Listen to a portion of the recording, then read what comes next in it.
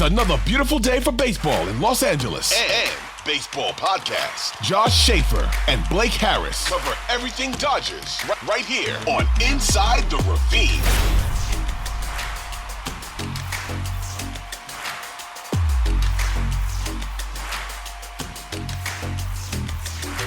How's it going, everyone, and welcome to a brand new episode of Inside the Ravine. Joining me this week, as always, is my co-host, Josh Schaefer. Josh, it's cold, it's cloudy, it's dreary, it's about 40 degrees outside. Luckily for me, I get to stay in all weekend. You got to venture out into beautiful Ontario, so best of luck to you, but how are you holding up with this storm of the decade, as the local weathermen are calling it? Yeah, it's pouring outside. So that's interesting. We get this. There's like one of those. I don't even know what they are. They're like the thick plastic, rain drains, and there's one that sticks out on the balcony, like right next to us, and it just constantly drips right on it.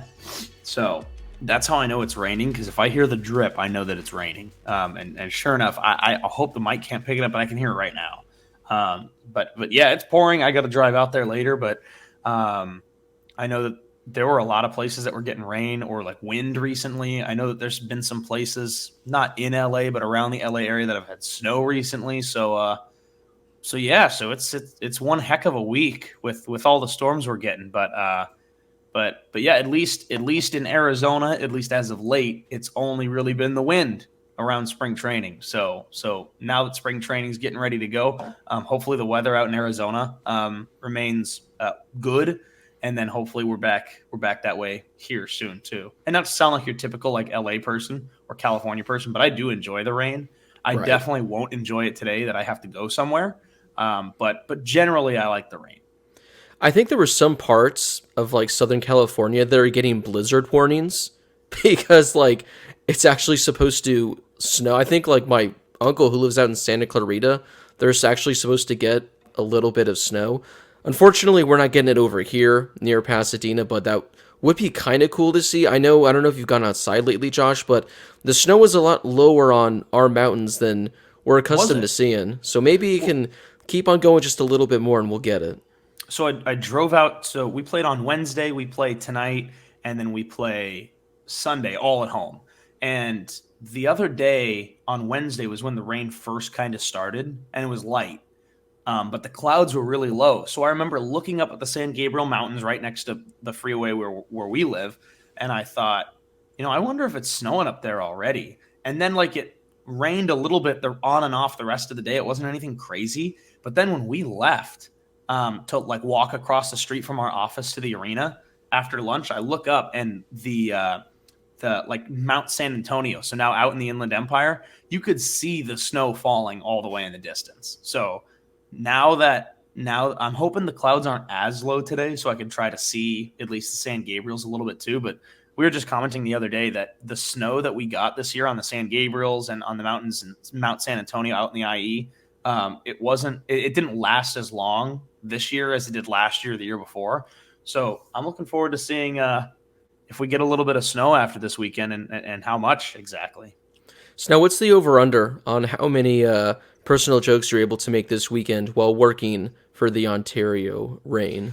So that's what's tough, is because I'm now in a position where I can make the joke right off the top, like pre-taped broadcast open. I'm in there. I'm making the rain joke. But then at that point, I can't do it like over and over. Like I can't do it during the game, during play. I can't make a joke where it's like, it's raining goals or something like that. Like I have to, now the way that I have to work it in is I have to hit it right off the top. And then, maybe coming back from a commercial or something, I can hit it again. But it's tough. Puns, I think I can get in, but using the actual term, like it's raining, like I can't, we'll see. I mean, I'll make an effort, but I can't. If they score 3, you have to drop the "it's raining goals." It just has to. Give me 3 first period goals and I'm all in. There you go. It's raining goals. So, hey, if you want to see some goals be rained in, are you guys playing the Seagulls by chance? Because that would be the perfect opportunity. Well, there are so many bird teams in our division. The odds of us playing them are pretty high. We actually play them on Sunday. for the final time this season. It'll still be raining, so It will still be raining. Yeah. you can set it up there. Yeah, it was funny that actually the last time we played down there, we got off the bus and there was one of those big, like, rectangular, large metal trash cans was outside, and there was about 30 seagulls just sitting inside the trash can, and we were like, "Ooh, that's cryptic." So There you go. maybe if it's raining today or on Sunday against the Seagulls or against the Gulls, maybe I'll make another reference. There you go. So 5 minutes talking about the rain, seagulls, snow, all that kind of fun stuff. But we're going to try to turn things around, Josh. We'll talk some Dodgers for the rest of this episode. But before we get into everything Dodgers, everything spring training, make sure you guys follow Inside the Ravine on whatever social media app you guys use. We're on Twitter, we're on Instagram, we're on TikTok at Inside the Ravine. We're also on YouTube. You guys can watch the full episodes over there. I don't think it's /Inside the Ravine. I don't know if we've officially gotten that handle yet, but you guys can just YouTube Inside the Ravine. You'll find the full episodes there. And you can also listen to the show wherever you guys get your podcasts. We're on the Odyssey app because we're brought to you by Odyssey Sports. We're also on Spotify and Apple Podcasts or whatever other podcast platforms that are out there that you guys might listen to. Again, Inside the Ravine. Give us a review. Give us a 5-star rating. We'd love to hear from all of you guys. But Josh, the focus on today's episode, because there's been no Dodgers news that's really come out since we recorded our last episode. So today, with spring training officially starting tomorrow, I believe it's actually officially starting today for a number of clubs, but the Dodgers' first game is tomorrow. I thought this would be a fun time to pretty much go over the things we're looking forward to this spring training. We've talked about this in previous episodes that we think this spring training is going to be a lot more exciting than most. There are a lot of different storylines. There are going to be a lot of different players that we're going to want to be following. And with the World Baseball Classic going on, a lot of the Dodgers' top players aren't going to be at spring training for the Dodgers for majority of camp. So it's going to allow a lot of other players to get more playing time, which again goes to show why this is going to be a much more exciting spring training than normal. So Josh, I don't know how many you were able to come up with. I was able to get a few. I'm sure we're going to have some overlapping ones, but I'll let you kick things off on one of the things you're looking forward to seeing this spring with the Dodgers. Well, I'm going to start by saying, first and foremost, the way that I'm going to classify these because of the World Baseball Classic is not just things that I'm expecting to see at spring training or in spring training games specifically. I'm going to classify all of this as kind of in the spring before the season starts. And yes, the focus is going to be on spring training, but I don't want to just exclude a couple of things that might be interesting from this conversation because of the World Baseball Classic. So I don't know if you kind of thought the same way, but that's how I entered this specifically.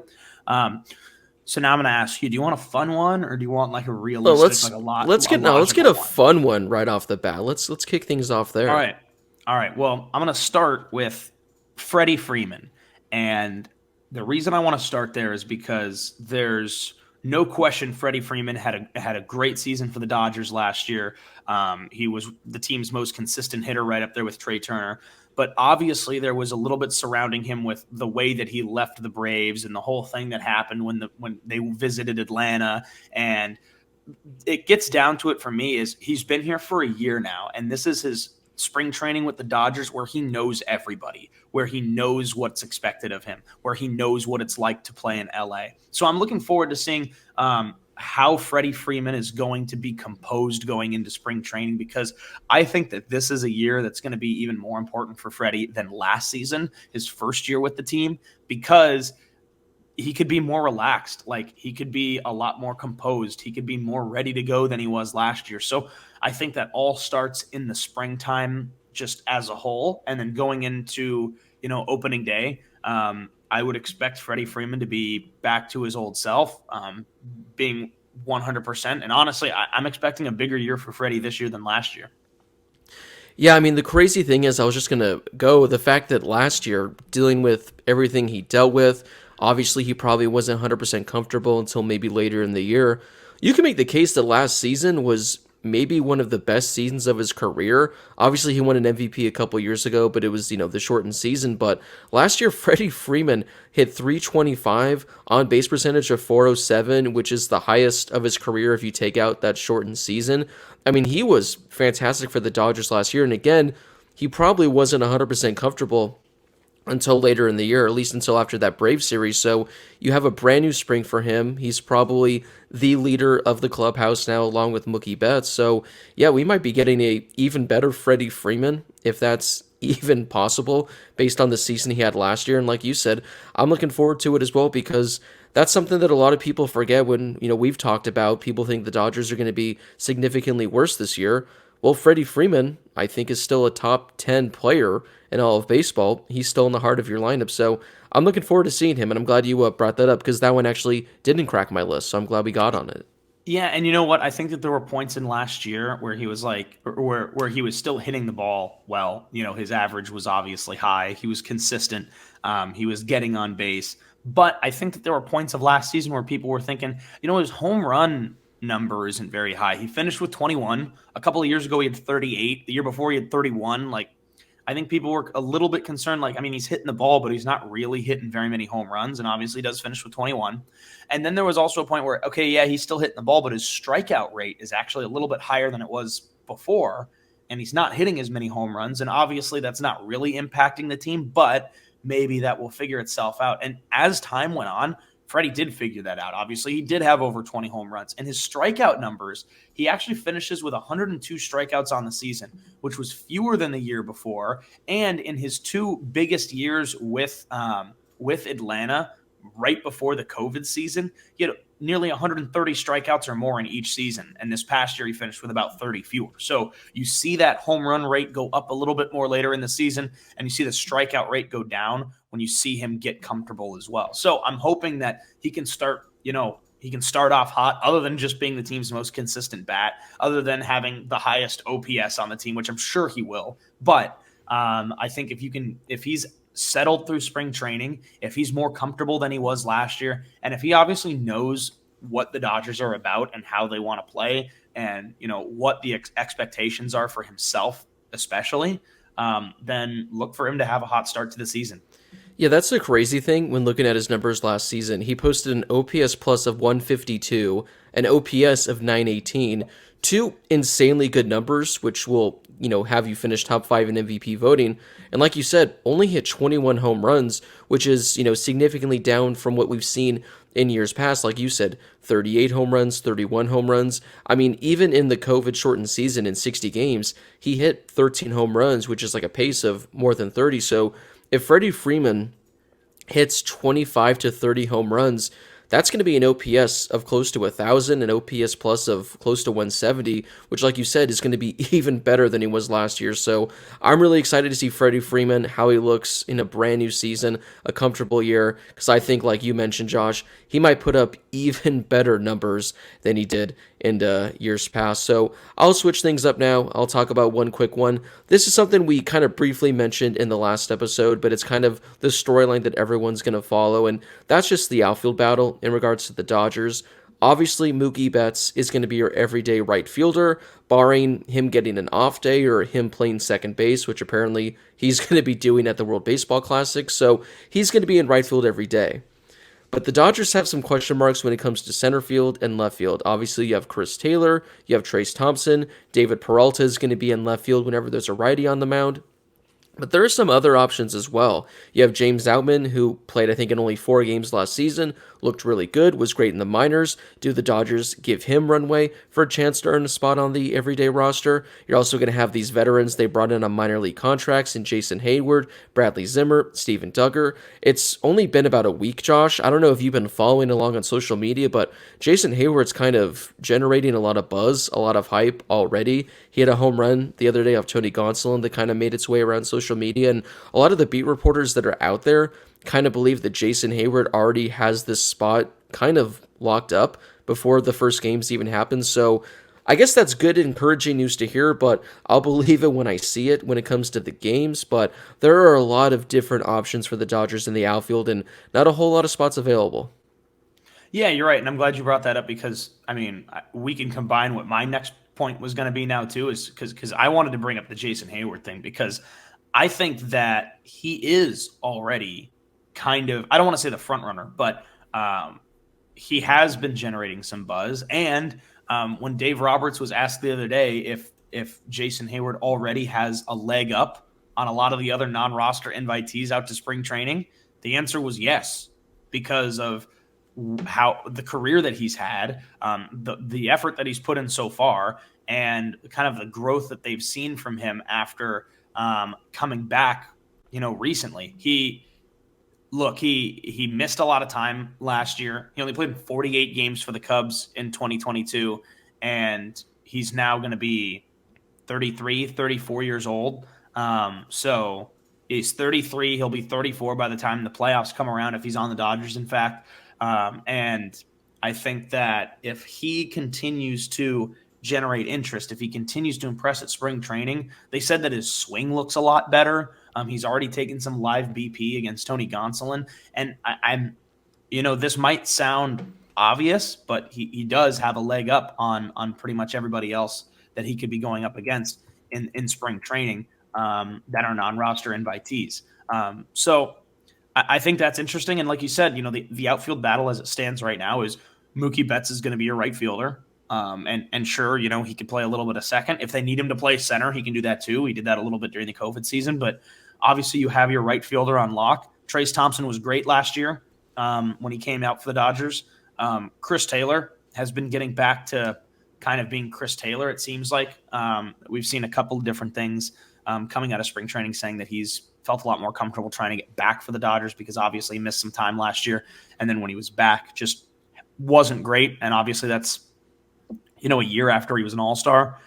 And then, you also have David Peralta, who I think could be, we talked about him last week, obviously. But, if you think about it, Peralta and Hayward, both lefty bats too. So if Hayward is in that mix, that doesn't just give you 4 pretty reliable outfielders. It could potentially give you 5, and a couple batting from the right, a couple batting from the left, and then somebody like Hayward and Chris Taylor, who you can kind of space out or platoon or do whatever you got to do to make sure that you can compile a strong outfield and a couple of good bats in the lineup as well. So from a Hayward perspective, I think it's really good to see that he is generating some buzz and that maybe he does already have a leg up on some of the other invitees. I mean, look, obviously Jason Hayward, the last 2 seasons, he's been pretty bad, but 2020, the COVID-shortened season, it was just a couple years ago. OPS plus 129, OPS 848, hit 265, on base percentage of just under 400, had 6 home runs, in 50 games. So this is just, I know it seems like a long time ago, but 2 years ago or 3 years ago, he was still a very, very solid addition to have in your starting lineup, and especially, defensively as well. I believe the Dodgers are going to figure something out when it comes to Jason Hayward. I think there's already been reports that he's changing his swing a little, so maybe that works, but I agree. I think Jason Hayward has the leg up, but that's why we play these spring training games. Maybe Steven Duggar or maybe Bradley Zimmer, they come out and they're electric, they're insane, they're impossible to keep off the roster. And again, we didn't even talk about him during that little stretch. James Outman, who put up insane numbers in the minors last season, defensively is considered to be a Gold Glove caliber talent out there in the outfield. And so, the Dodgers have so many solid options. I'm very excited to see who's able to earn playing time, because with Mookie Betts, again, in the World Baseball Classic, there's going to be a lot of time to go around for guys in right field as well, where you can give Jason Hayward, James Outman more at-bats, more innings in the outfield. So not that it's like a blessing that some of these guys aren't going to be at Camelback this year for spring training, but we don't need to see anything more from Mookie. We know exactly what we're going to get. So having him gone and giving guys, I think, more runway to play, I think is actually really going to benefit the Dodgers. And again, that's one of the ones I'm looking forward to seeing the most. Josh, do you want to go, or I have another one as well if we want to stay? No, go ahead. Go ahead. This is an interesting one that I'm actually very, very intrigued by, and that's Noah Syndergaard. So we already know what the starting rotation is going to look like. It's going to be some shape or form of Clayton Kershaw, Julio Urias, Tony Gonsolin, Dustin May, and Noah Syndergaard. Those guys 1 through 5, again, in some sort of order. But Noah Syndergaard is kind of the only question mark, I guess, we have, because we haven't seen him in a Dodger uniform yet. But a couple days ago, or maybe it was a week ago, Bob Nightingale posted in one of his articles that Noah Syndergaard has already been clocked as high as 96 miles per hour and higher, which means he might be throwing 96, 97. And the reason why that's such a big deal to me, Josh, is the fact that last season in 2022, Noah Syndergaard averaged on his fastball only 94.1 miles per hour. So whether it was in a bullpen, whether it was a faulty radar gun, he's already 2 miles per hour faster than he was last season at the beginning of camp, at the beginning of spring training, which you don't usually start the year as high as you can go. You usually start the year as low as you can go. So I was looking at his Savant page, and years ago when Noah Syndergaard was getting Cy Young votes, he was getting MVP votes, he was averaging 99, 98 on his fastball. So I'm not saying or predicting he's going to be averaging 99, 98 and essentially just looking like the Syndergaard of old. But if he gets his velocity up and the Dodgers are able to somehow recapture what worked so well many years ago when he was considered a top 10, 15 starter in all of baseball, that's a pretty good piece to have as your number 5 starter. Well, we talked about this when the Dodgers first signed him. It was like, what? But then also you kind of thought, I mean, look at what the Dodgers have done look at last year with Tyler Anderson, Andrew Heaney. Like, these are guys that when the Dodgers signed him, it was kind of a head scratcher. And then they both had phenomenal seasons. Tyler Anderson was one of the Dodgers, best surprises all year, and was a mainstay in the rotation and was part of the reason why the Dodgers won as many games as they did. So now you come into this next season and you think maybe the Dodgers can do something with Noah Syndergaard and get him back to where he was before. And again, you look at him and I don't think he was terrible last year. I mean, you saw a difference between when he was in Philly and when he was in Anaheim. And then, obviously that's even a bit of a drop off from his time with the Mets a couple of years ago. But look, if they can get him back up to where he was throwing before, I don't even think they need to get him back to where he was throwing before, but obviously you get the confidence back, and then you get, if you just turn him into a reliable arm, I just think that you're getting everything you need, right? I mean, his deal is reasonable. 1 year, $13 million. I think you just want somebody that's going to be a reliable arm for you, somebody that could be in your rotation, especially with the fact that the Dodgers are probably going to be without guys from time to time in the rotation. So if you can have him come back in and have him be a reliable arm, I think already the deal looks good, and I think the signing looks good. So that's kind of where we're at with the Dodgers. I'm starting to trust these off-season moves to bring in kind of an older pitcher who may have struggled in recent years but was better in the past. I'm starting to trust those signings now with the Dodgers because they have a good track record of turning these guys into a reliable piece, and I think they can do the same thing with Noah Syndergaard. Yeah, I think when the signing happened, we were essentially like, all right, believe in the Dodgers, and essentially for Syndergaard, just stay healthy, eat innings, and that'll be okay. And I'm okay with that. If he's able to, go 5-6 innings every start, if he's able to stay healthy, I think that's a win for the Dodgers. And if his velocity happens to go up a few ticks along the way, well, that's an added bonus. Yeah, I completely agree. And that's kind of, I just don't think that the Dodgers need him to be throwing that high again. But the fact that it is supposedly been raising a little bit too, I think obviously can't hurt. And I think that's a great thing for Noah Syndergaard. All right, so now I'm going to move on, Blake, to this is more of my logical interest. Okay. And it's not even about the Dodgers specifically, but it's about the rule changes because I think that that's something that people are going to have to get used to. And obviously the Dodgers are going to have to get used to it. There were reports the other day that the Dodgers spent this whole session in practice pretty much just going over rules and the rule changes. Obviously one of them is the pitch clock. I think we've talked about this a little bit on the show. I went out to a bunch of California League games last summer where they already have the pitch clock. It's great. Yeah. It's great. It's amazing. You really don't even notice it while it's happening. And then the 8th inning rolls around and you're like, whoa, we've been here like an hour and 45 minutes. Like, whoa, we've been here like 2 hours. Like, that's amazing. And then you go home and you still have other things you can do that day. So I think maybe a lot of people will love it. A lot of people will hate it going in, but you might not even notice it. It's like the netting when they extended it down the outfield lines and stuff. If the team didn't say anything about it, you never would have noticed it. Like, you're just trying to be angry about something, you know? So I think that the pitch clock's going to be great. The end of the shift, again, I know probably a lot of Dodger fans love that might be coming to an end because that means no more second right fielder with Manny Machado against the Padres, which this is stupid. I have no way to prove this. Blake, I have no way to prove this stat. The Dodgers have been phenomenal against the Padres in the last couple of years, right? I mean, their overall record is still really impressive. Regular season record obviously is remarkable. It would be even better for the Dodgers if Manny Machado could not have played shallow right field. Yes. I mean, it's taken away runs and hits left and right in big games.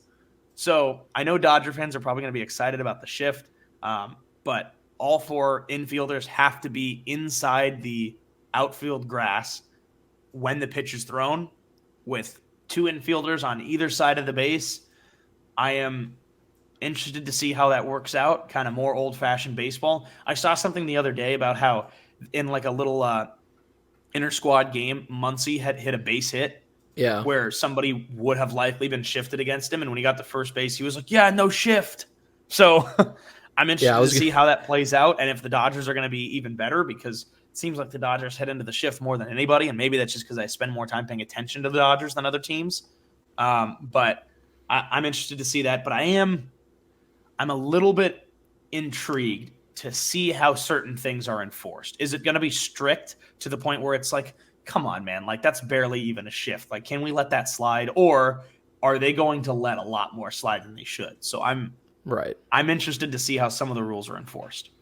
Yeah, I'm glad you brought up the Max Muncy thing from yesterday, because I was going to quickly touch up on that. Yeah, I forget where they said the ball was hit, but essentially, yeah, the ball was hit where the shift would have swallowed it, but instead Max Muncy got a hit, and he ran at first base and was pretty much screaming like, yeah, no shift. So it's going to be interesting to see, how many times Dodgers hitters are going to benefit from that.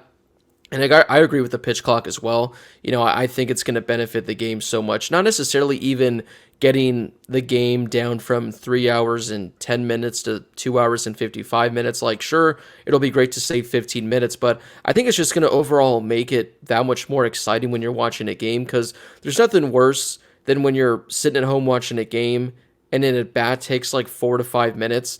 Not necessarily it's like a 15 pitch at bat, because those actually get kind of interesting, but it's just one of those at bats where a guy's just fouling off some balls. He's taking his time. The pitcher's taking his time, and it's like, okay, I mean, I'm kind of over this at bat already. Then they ground out. If every at bat is taken 1 minute at the absolute most, maybe 2 minutes if we get like a 10 pitch at bat, I think it's just going to make the overall experience watching at home, and especially at the park, it's going to be a whole lot better. And I can't remember if those are the new ones. I think the new base, that's also here. I don't know if you saw those memes last week when they were showing the new base of how big they were making it. Like, yeah, it's a little bigger. It's not as big as they're making it out to be, but if that allows for more stolen bases, which I know, Josh, you and I are advocates of small ball. We're advocates of stolen bases, bunting, all the kind of stuff that our grandparents used to enjoy.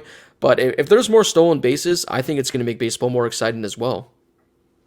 Yeah, no, I'm excited too. And this ESPN article says that it'll be enforced. The pitch clock will be enforced by if the pitcher has not gone into his motion to deliver before the expiration of the clock, then it will be charged a ball. And if batters entering the box delay, they'll be charged a strike. That actually happened the other day in college baseball. I'm glad that I understand Major League Baseball is different than college baseball, but the way that Major League Baseball has been publicizing the rules, and there's been the coverage around the rules, and they're saying, this is why we're doing it, here's how we're going to do it, here's how we're going to enforce it, is way different than what college baseball did a couple years ago, because there were like games decided on somebody delaying stepping into the strike zone a couple years ago. So I don't know how many times we're going to see that. I'm sure the first time it happens, it'll be all over Twitter. But I think that we actually don't see that very often, because I think people will get the hang of it. And then, going into the shift, I did want to bring up, because I think people are in on it, but maybe people are thinking like, oh, like why specifically are they changing it? Well, Major League Baseball's batting average last year across the entire league. So the league-wide average was down to 243 last year, which is the lowest in almost 60 years. And then the 2 seasons before that also have the lowest rate in baseball since then too.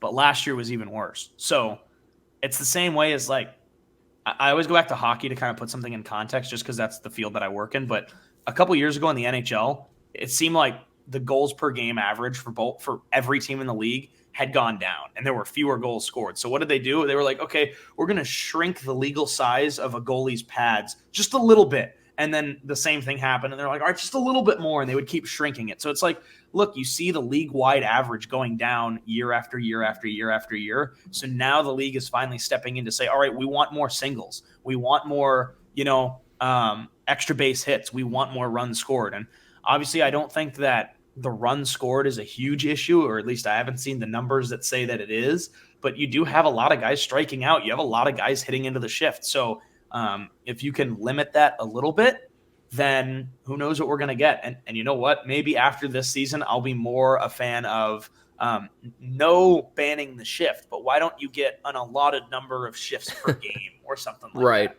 I think that'd be a great way to do it. That'd be kind of fun. Yeah, give each team 3 shifts per game. Choose when to use them. If you want to put Manny out in right field again, well, you have one of 3 chances to do that. There you go. Josh, I'm glad you brought that up because I saw a tweet recently, and I wanted to quickly try and find it.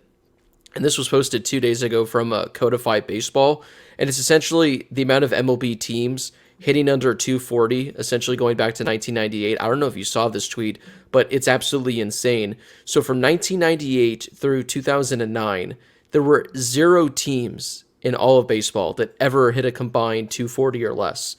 0. Then in 2010, there was 1. In 2011, there were 2. In 2015, there were 0 again. In 2016 and 2017, there were 1. In 2019, there were 4.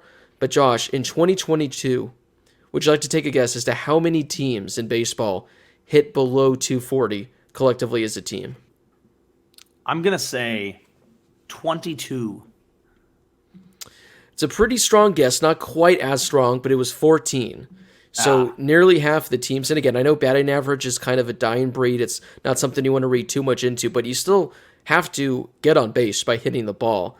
And the fact that just years and years ago, 0 teams, like 0, were hitting combined 240 as a team, and now essentially half of all of baseball is hitting below 240, it just goes to show, I'm not saying that's entirely to blame on the shift. I know launch angle has a lot, to do with that. But I think the shift is going to maybe take that number from 14 teams, maybe down to like 9 or 8. I mean, if that's the case, I'll still take that because you're getting a lot more base hits, which, again, at the end of the day is what we want to see when we're watching a baseball game. We want to see base hits. Yeah, I just hope that they've identified a problem and they're not just chalking it up to the shift, which I don't think is the case. I think that has been a problem where it's like everybody knows that there's that one clip of it's the Dodgers, I'm pretty sure, playing with like 5 guys on the right side of the infield from like 2013 or something like that. Right. And like it's a famous little like screenshot of a broadcast. So, and that's ridiculous, and then also it's just so much more frustrating to watch when you think like lay down a bunt and then it's like, oh, well, the analytics show that you should swing. And it's like, sometimes I don't really care about the analytics. Sometimes I just want to watch baseball. Not saying analytics are bad. I don't want to get into a different conversation here, but sometimes I just want to watch the game. And sometimes that logic sleeps in where it's like, hey, you could get on base if they weren't shifting. And again, you and I talk about this all the time on the show. It seems like other teams do that to the Dodgers all the time, and the Dodgers don't do that. And when the Dodgers have done that, what do? Well, we get on the podcast and be like, oh my God, greatest decision in Dodgers history, right? Like They just dropped a bunt against the shift because everybody does it against the Dodgers. Well, now you don't have to worry about that anymore, or you don't have to worry about it as much because banning the shift isn't going to ban a player from standing almost behind second base or something like that, which is fine. I think that's because at that point you're just playing smart, right? You're just starting to shift over to try to take away or anticipate where a player is going to hit the ball. So I'm just saying that sometimes I would rather not worry about the analytics and I would rather just play the game. And I think that them banning the shift ultimately forces teams to just play the game a little more than trying to read too much into the analytics. Right. Yeah, well said. So I'm looking forward to seeing it. Josh, I have one quick one just before we wrap things up and do our Q&A, and that's just I want to see all these young guys. I talked about this earlier. I talked about there's going to be a lot of, opportunities for guys because a lot of guys are going to be playing in the World Baseball Classic, but we talked about, Bobby Miller, Gavin Stone in last week's episode. The top two pitching prospects in the Dodgers system. I'm looking forward to seeing how they look against big league hitters. I don't know if they're going to be like starting games or what. So I don't know if they're going to be facing, like actual MLB star talent, but I'm really interested to see how they look. But some of these other guys, again, I'm going to bang the drum, Josh, for Michael Busch, who would literally be a top prospect. And there it is, the Angler's jacket for those that are not watching on YouTube. But in 20 other organizations, he would be the team's number one prospect. He would be the number one name heading into camp to keep an eye on. He'd be a guy that would be on the opening day roster, guaranteed, potentially in the opening day lineup. There just hasn't been room for Michael Busch. I don't know how things are looking right now, but hopefully for Michael Busch, this is a spring that he can prove that he's worthy of having a spot on the everyday roster because the numbers speak for themselves. What he's done in the minors over the last couple of years, what he did in AA and AAA last season, posting an OPS of 900 and hitting more than 30 home runs. Like, I know we talk about Miguel Vargas, we talk about James Outman, we talk about all these kind of guys, but literally Michael Busch has performed better than all of them and doesn't get the kind of respect. So I know you're hopeful, I'm hopeful that he gets some sort of runway this spring and can prove his worth to the Dodgers. Yeah, and I'm glad you brought that up because that was going to be my one last kind of thing as well of, I just want to see Michael Busch, and I think that this is a huge opportunity for him in the spring because even last year there was a bigger opportunity for him, and he definitely impressed more last year than I feel like in years prior because he was around and because he was getting some opportunities to take some at-bats and to play in the infield. So, and especially, like you said already, the fact that there are guys gone at the World Baseball Classic is not a slight at the Dodgers. It's not a bad thing for the Dodgers. If anything, it's a good thing because that is opening up more opportunities in spring training for other guys to play and to get some innings, to get some at bats. And I think that's what's super important for the Dodgers right now. Because again, like you said earlier, we know what Mookie Betts is going to bring to the table, and Mookie Betts' spot in right field is already solidified before spring training, obviously. So I'm excited to see what we get. I'm excited for some of the young guys. I'm definitely excited to see Michael Busch. And obviously, I think that we are going to see him at some point this season. I hope it's sooner rather than later, and maybe spring training is a reason why. For what it's worth, Josh, I looked up his quick spring training numbers over the last 2 years. So he's appeared in only 18 spring training games, but he's hitting 286, an OPS of 946, has a home run, has 3 doubles, a couple RBIs.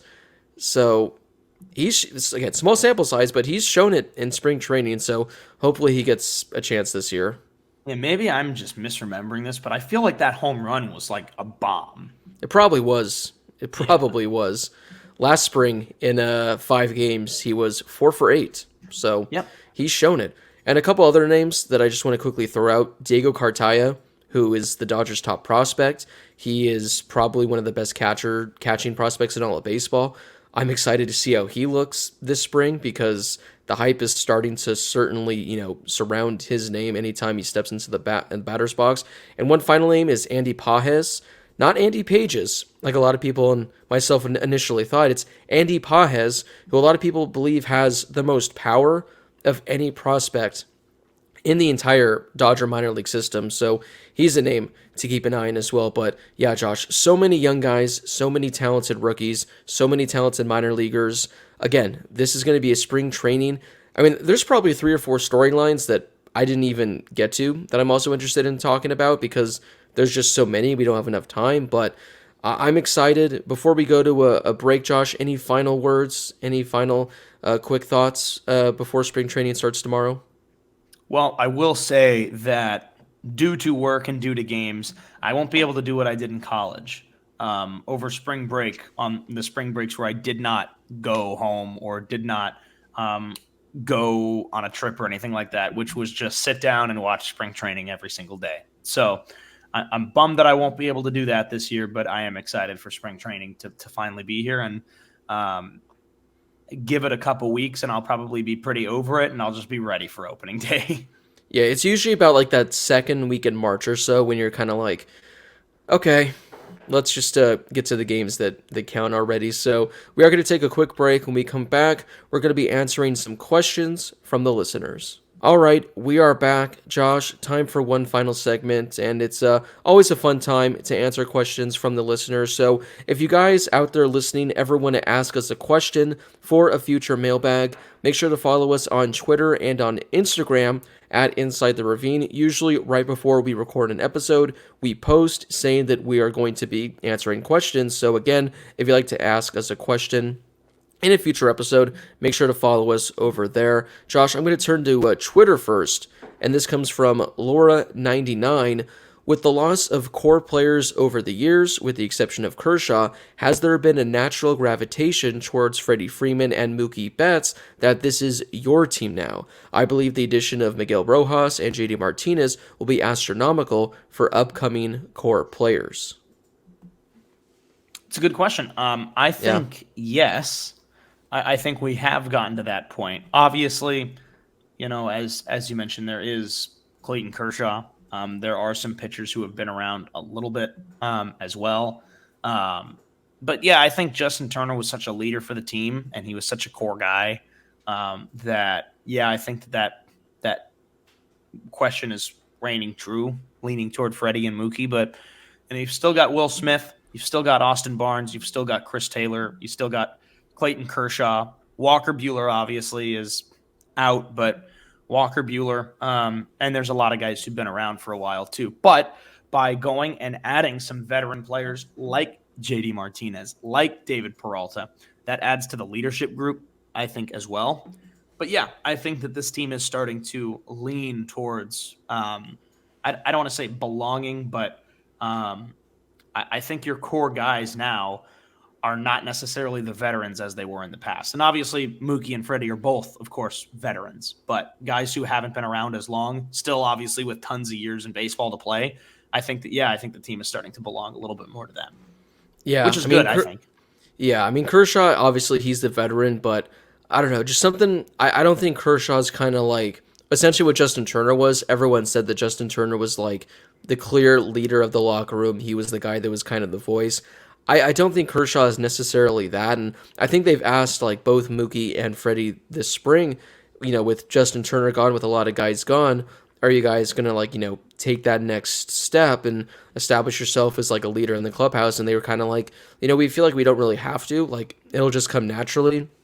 We don't have to give like a speech or anything and let guys know that we're the leaders. So, it'll be interesting to see. But I think what the Dodgers have done this offseason based on the guys they've lost, like, the comments said, bringing in guys like JD Martinez, Miguel Rojas, like you said, David Peralta, veterans that have been around the game for a decade plus, where they're not necessarily the guys that are going to be the captain on the team, but they're veterans that are going to be great role models for rookies and just young guys as well that have been around the game for such a long time combined. They've been around numerous teams combined. So, yeah, the Dodgers don't have the captain as per se. I guess technically it's still Austin Barnes undercover, like people said last year, but I think the Dodgers, I think they're really in a great spot.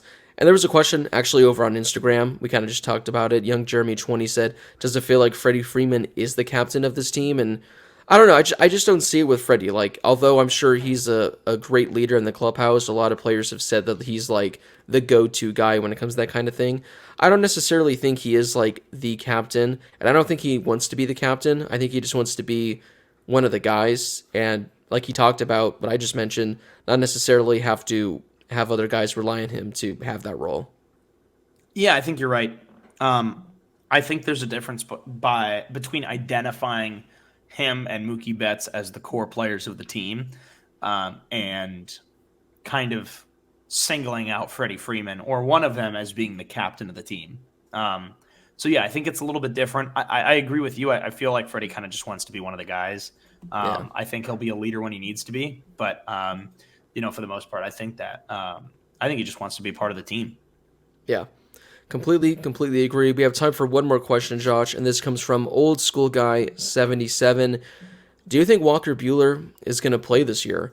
I mean, we've been talking about the Dodgers and how good they're going to be, the starting rotation, everything, and all that's done without talking about Walker Buehler because he underwent Tommy John surgery. I don't think he's been officially ruled out. I think he talked recently saying that he's going to try to be back by the end of the season, so anything can happen, Josh, but what are your kind of thoughts and predictions this far out of the year? Well, he's like 6 months into his rehab, and typically recovery is it's between like 12 and 16 months, right? So if he's on the back end of that, then no, I don't think he comes back. If he's on the front end of that, if it's around 12 months or 13 months, then yes, I think that there's a reasonable chance. There's a chance that he plays at the end of the season, or maybe he's back around postseason. But again, if he comes back for the playoffs and the Dodgers pitching has been good, it's kind of one of those questions like, do you play Walker Buehler, who hasn't pitched in over a year, over a team that's been pretty good? We had our whole lineup composition show going into the playoffs, and we had to exclude some guys, and if I certainly hope it doesn't come down to that. But yeah, if he's on the back end of that, like say 15-month recovery time, then no, I think it's very unlikely that he plays this year. Yeah, I just wanted to quickly get up Dustin May's game log and see how he progressed. So Dustin May, his last game in 2021 was May 1st, and then I believe he got his Tommy John surgery a week or two after, so probably around the middle of May, and he was able to return to the Dodgers, August 20th was when he made his season debut this past year, so middle of May to the middle of August. Walker Buehler last year, he pitched... And that was about 13 or 14 months. He pitched right? June 10th, yeah. So he pitched June 10th. I don't know when exactly he got his surgery, but I want to say a couple weeks after that, so maybe end of June. So if Dustin May's last game was May 1st and he came back August 20th, Walker Buehler's a month and a half later, and that's assuming everything goes according to plan. He's able to, rehab fully. He's able to stay healthy. That means if he's on the same trajectory as Dustin May, that has him returning at the very end of September, early October. And by that point, it's like you said, is it worth it? Do the Dodgers want to bring him back? If they were to bring him back, if Walker Buehler was able to come back healthy, I don't think it would be as a starting pitcher. I think they would just say, listen, let's just build him up to go 1 inning, maybe 2 innings out of the bullpen potentially. I think it'd be a nice piece, but I guess based on when he did get the surgery, it does give a glimmer of hope because, again, this is just going off Dustin May's timeline, which could be entirely different, but if you go off of Dustin May's timeline, he could return middle of end of September, but that's assuming a lot of things go right and he's able to come back, and that's also assuming the Dodgers even are willing to bring him back at that point. I hope the Dodgers are in a position where they don't feel like they have to. Yeah. But yeah, I mean, the timetable for Dustin May was around that 13 to 14 month rehab, and that barely brought him back. Yeah. So add on another month and a half, and let's say that they're on the same timetable, then he's getting in right at the start of the playoffs. Yeah. If he's on the shorter end of it, where it's like 12 months, then that takes away that month and a half, kind of. And then he's coming back the exact same time as Dustin May. If that's the case, then sure. Okay, let's bring him back. Let's see what he's got for the season and not push it. Give him a couple of innings and ease him back in the way they did with Dustin May. But that's if he's on, the 12-month kind of recovery thing and he's ready to go. It's not worth rushing him back because he's a guy that by the end of this season, for the upcoming year, he's going to be your guy again, right? Or you would hope that he would be. So I don't see a reason to rush him back. My general answer is I think that it would be unlikely to see Walker Buehler this year. Yeah. I mean, I'm entering the season not expecting to see him return. If somehow he's ahead of schedule and he pitches, that would be great, but I'm expecting him to be shut down for the entire year see him in 2024 fully healthy and helping the Dodgers next season. But again, if he's ahead of schedule, he's able to help the Dodgers in September as a reliever, I'll take that. That would be great. But Josh, that does wrap up this edition of Inside the Ravine. Still raining by me. I don't know how it's pouring by you. If you're able to hear the drip in the drain, like you said. So lots of rain to come the rest of the day. Luckily for Arizona, like you said, just windy. They're not having to deal with all this rain because that would suck to wait this long to see some baseball action and the games get rained out. We have to wait a couple more days. So hopefully the weather's able to fend off in Arizona. Hopefully we get some good games today. Beautiful. Beautiful. So yeah, they're not going to be getting any rain delays anytime soon. So that wraps it up. Maybe on Sunday.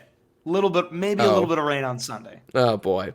But at least we're going to get a game tomorrow. At least we're going to get a game tomorrow. So make sure you guys follow the show on whatever social media app you guys use. We're on Twitter, Instagram, TikTok, and YouTube. Just search Inside the Ravine. You guys are going to find us there. Make sure to listen to every episode on Odyssey, on Spotify, on Apple Podcasts, wherever you guys get your podcasts. Leave a review. Let us know what you'd like to see in an upcoming episode as the season quickly approaches. Josh, next time we record an episode, we're going to be having a lot of fun spring training stuff to talk about and a potential interview that, got pushed back a little. That's still coming in the next week or so. So make sure to stay tuned for that. Before we head on out for the weekend, any parting words you have? Keep an eye out for that interview. We've been excited for it. It had to get pushed back a little bit, but it should be a good one. It should be. I had to do a lot of reading for it, Josh, so it's a rarity. So it must be good. I didn't even know you knew how to read, so. My girlfriend didn't either. I was sitting there reading a book yesterday, and she's like, wow, you're reading a book? And I said, I know. This is a first since high school, but make sure you guys stay tuned for that because it's definitely going to be a must-listen whenever it drops. But as always, thank you guys so much for listening. We do appreciate it. For Josh Schaefer, this has been Blake Harris. Thank you guys so much for listening. Enjoy spring training baseball and enjoy the rest of your week wherever you may be.